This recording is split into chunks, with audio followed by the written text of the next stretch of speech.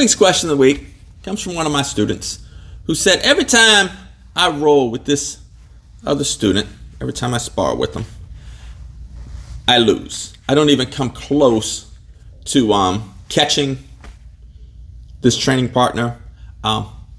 Don't do well in the sparring matches against this training partner.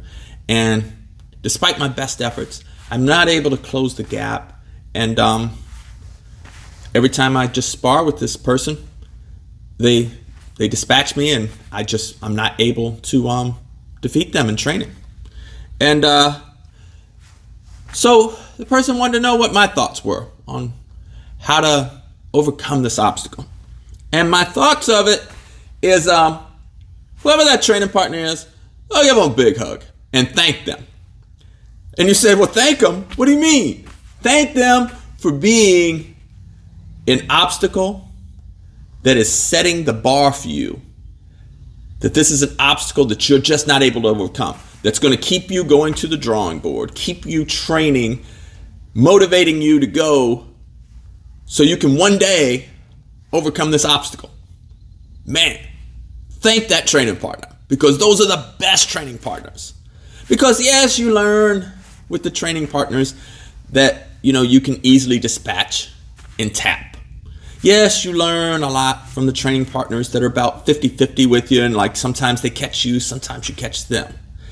Man, you really learn from the training partners that you just are unable to beat. Like every time you spar with them, jiu-jitsu, we like to call it rolling. Every time it goes, man, they're going to choke you out. They're going to tap you out. They're going to dominate the match. And man, be thankful for them. Because the more and more you go on your journey, the more rare training partners like that are.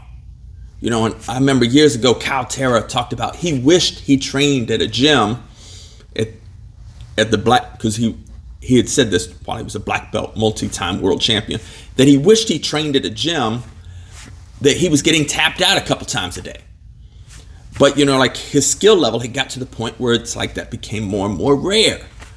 And those training partners that can push you, that can motivate you, they become a standard that, you want to reach, but you're failing to reach it. And that keeps you going back to the drawing board, keeps you drilling, keeps you working, keeps you experimenting. Man, those training partners are special. And those are the ones that are going to truly make you great at jiu-jitsu. Because I've had training partners like that where, I find myself awake at night trying to figure out, how did this person pass my guard? Or, how did they tap me with some move? And, how did they counter like my best moves? And I'd be in a meeting and just sitting there thinking, and it'd be my turn to talk. And I'm thinking about how I couldn't, get this sweep on this person the night before. And I was like, could you repeat the question, please? So those are precious training partners. Embrace them. And how do you catch them? And you got to keep training. You just got to keep working. You got to keep grinding. And sometimes it's not so much learning new techniques, but being more proficient. And I talked about a few videos later, more proficient at the techniques you do. So maybe, you're really good at the scissor sweep, but you've drilled it maybe 1,000 times. Well, think about how good your scissor sweep's going to be when you drill it another 1,000, or you drill it 10,000 times.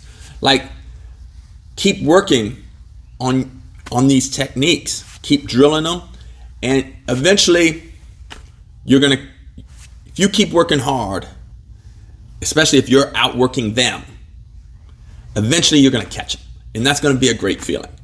Sometimes it's going to be a training partner where you realize, hey, maybe they will always just be better than me. And, that could be because of they train more than you. It could be a size, age, athletic difference where they're ahead of you and they're training more than you and you can't catch up with them. But that don't mean you don't try. It's like, just keep training and go for that one thing. And sometimes that one thing could be like, I swept them. It's like, whoa, You know, we have a guy in here, a black belt, who's phenomenal at the mount. Matter of fact, if everybody I've ever trained with, he has the best mount I've ever experienced. And it's terrible. Anytime this black belt mounts me, I know, man, I'm fighting for my life, you know, figuratively, you know, like, because he's my friend, you know. But if I can escape his mount, to me, that's more valuable to me than if I could tap him 100 times in a row. Would not be as valuable as just escaping his mount one time. So it's so hard to escape his mount because he's very proficient at it. He just doesn't make mistakes. And then he makes this little ticking sound. Because that's when I know his mind is going and nothing good is happening for me. But every once in a while, I escape that mount and I'm like, whoa, this is great. And I'm happier when I escape this person's mount than if I could tap him 100 times in a row. It's like, no, I just escaped that position. And sometimes, man, that's great. And that's going to be, you know, like your goal. You know, maybe if you're rolling, you know, with some world champion, you know, black belt that's 30 years younger than you, yeah, you're probably never going to be, you know, catch up to them to where like, oh, now you're dominating them. But you can get to the point where you stifle them. You can get to the point where maybe you sweep them, you escape their signature move, and that could be a great thing. So sometimes it's the small wins that you have to enjoy. And that's what I love about jiu-jitsu. One of the many things that I love about jiu-jitsu is the only way to get good at jiu-jitsu is you have to lose a lot. You have to come in, you have to grind, work hard, and roll with people that you know are better than you. And you're going to tap and tap and tap and tap.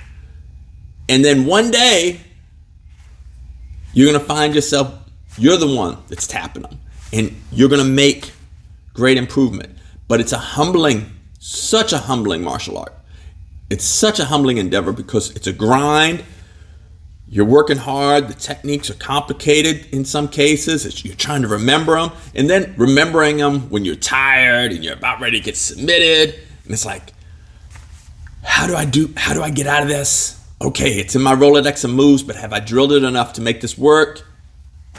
And that's the journey. That's the battle. So embrace those training partners that are causing you all these problems because they become more and more rare the better you get in jiu-jitsu. And those training partners will make you better. They will make your growth shoot through the roof. So when it's time to roll, don't look the other way at that extremely difficult training partner that you have never been able to beat. Keep embracing that challenge. Go to them, make sure you roll with them, get that training in, and it will make your jiu-jitsu better. All right, that's my answer to this week's question of the week. Got an answer for next week? Please fire below. And if you have any insights on your experience with training partners that were incredibly difficult for you to roll with and to survive against, let alone tap, man, share your insights and what worked for you, or if maybe it never worked. Maybe you never caught them. And that could happen too. But enjoy the journey. All right, that's it for this week.